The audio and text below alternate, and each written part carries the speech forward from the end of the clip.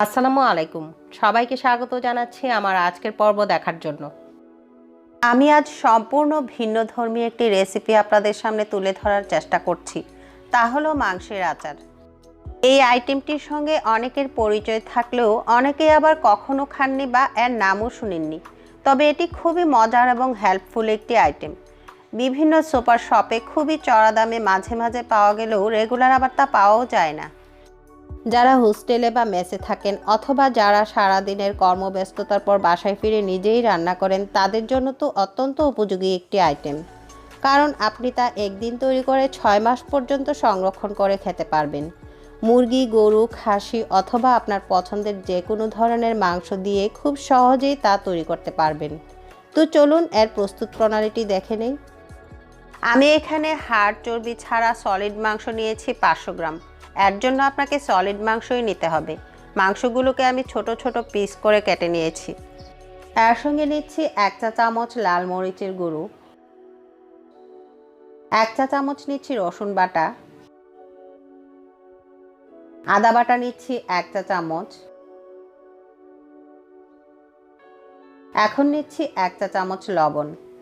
মাংস ভাজার সুবিধার জন্য এবং সংরক্ষণের জন্য এই পর্যায়ে মশলার পরিমাণ একটু কম রাখাই ভালো। সব উপকরণ একসঙ্গে ভালো করে মাখিয়ে নিচ্ছি। মাখানো হয়ে গেলে এর সঙ্গে দিয়ে দিচ্ছি 2 কাপ পানি। পানির পরিমাণটা আপনি আপনার মাংসের ধরন বুঝে কম বা বেশি অ্যাড করবেন। মুরগির মাংস হলে এখানে হাফ কাপ পানি নিলেই হয়ে যাবে। চুলায় প্যান বসিয়ে হাই হিটে রান্না করব প্রথম 5 মিনিট। 5 মিনিট পর মিডিয়াম আঁচে রান্না করব মাংস সেদ্ধ হওয়া পর্যন্ত। এই পর্যায়ে পানি আরও প্রয়োজন হলে অ্যাড করতে পারবেন। রেসিপিটির ইনগ্রিডিয়েন্টসগুলো ডেসক্রিপশন বক্সে দেওয়া থাকবে। আপনাদের কোনো কনফিউশন থাকলে সেখান থেকেও দেখে নিতে পারবেন। এটি গরম ভাত, পোলাও, খিচুড়ি, পরোটা, রুটি, নান রুটির সঙ্গে খেতে খুবই ভালো লাগে। এই পর্যায়ে প্রায় 30 মিনিট রান্না করে নিয়েছি। মাংস পুরোপুরি সেদ্ধ হয়ে গিয়েছে, কিছুটা পানিও রয়ে গিয়েছে। আর এই অবস্থায় এর সঙ্গে দিচ্ছি হাফ চা চামচ করে গরম মশলার গুঁড়ো ও 5 ফোড়ন গুঁড়ো।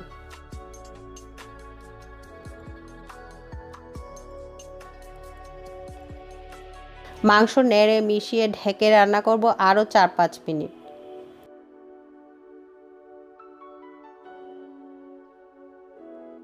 পাঁচ মিনিট পর ঢাকনা খুলে নেড়ে দিচ্ছি। মাংসের গায়ে যে অবশিষ্ট পানি লেগে আছে তা এইভাবে অনবরত নেড়ে শুকিয়ে নেব। আর ঢাকা দেয়া যাবে না।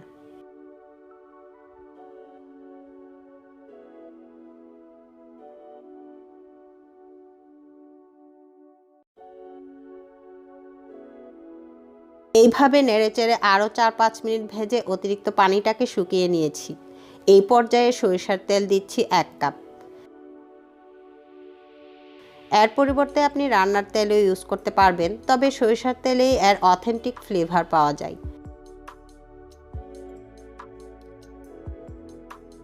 এই তেলের মাঝে মাংসগুলোকে ভেজে নেব। মিডিয়াম আঁচে এই রান্নাটাকে শেষ করতে হবে। মাংসের কালারটা একটু পরিবর্তন হওয়া পর্যন্ত ভাজতে থাকবো।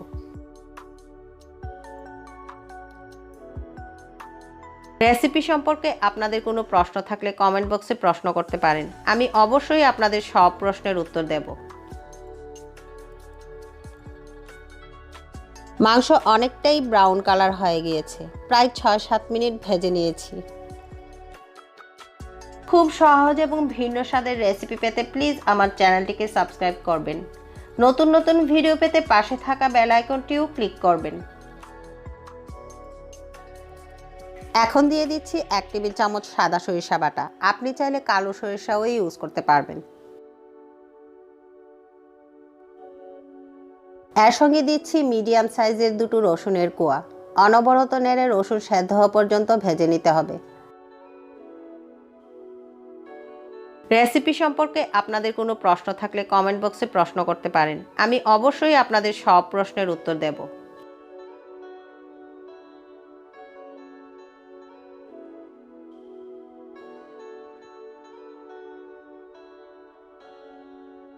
রসুন সেদ্ধ হতে প্রায় 5-6 মিনিটের মতো সময় নিয়েছে।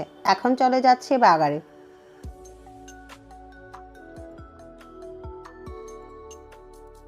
চুলায় প্যান বসিয়ে এতে দিয়ে দিচ্ছি 1/4 কাপ রান্নার তেল।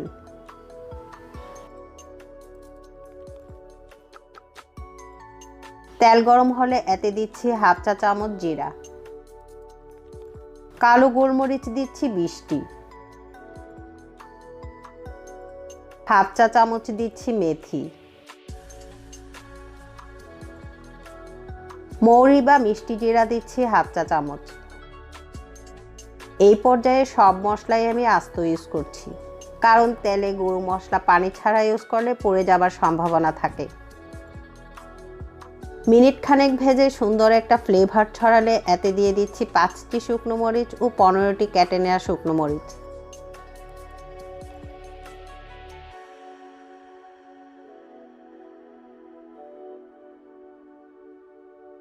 পাঁচ 6 সেকেন্ড নেড়ে বাগারের সব উপকরণ মাংসের সঙ্গে দিয়ে দিচ্ছি। মরিচের পরিমাণ একটু বেশি মনে হলেও খাওয়ার সময় কিন্তু খুব বেশি ঝাল মনে হয় না, তবে এই আইটেমটি একটু ঝাল ঝাল হলেই বেশি ভালো লাগে।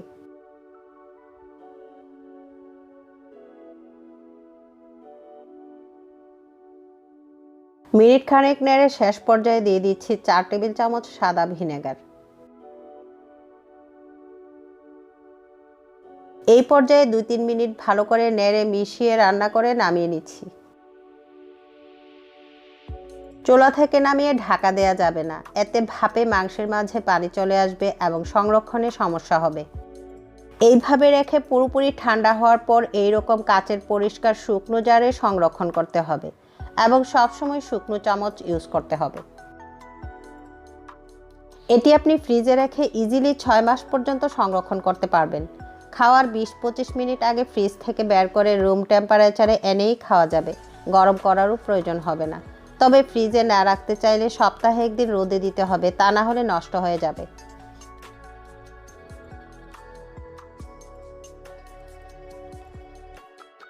আমি এখানে প্রায় 1/2 কাপ সরিষার তেল ফুটিয়ে ঠান্ডা করে নিয়েছি।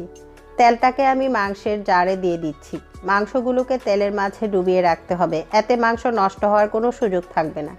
মাংস শেষ হওয়ার পর বেঁচে যাওয়া তেল মশলাটা দিয়ে সবজি ভাজি করলে আপনি এই ভাজি দিয়েই পেট ভরে খেয়ে ফেলবেন, কারণ তা খুবই টেস্টি হয়। তাছাড়া যে কোনো মাংস রান্নায় বা পরোটা ভাজায়ও এই তেলের ব্যবহারে রান্নার টেস্ট অনেক গুণ বেড়ে যায়। আশা করছি আমার আজকের রেসিপিটি আপনাদের কাছে খুবই ভালো লেগেছে। আমার আজকের রেসিপি দেখার জন্য সবাইকে অসংখ্য ধন্যবাদ। আবারও হাজির হব নতুন কোনো রেসিপি নিয়ে। সে পর্যন্ত সবাই ভালো থাকবেন, সুস্থ থাকবেন। আল্লাহ হাফেজ।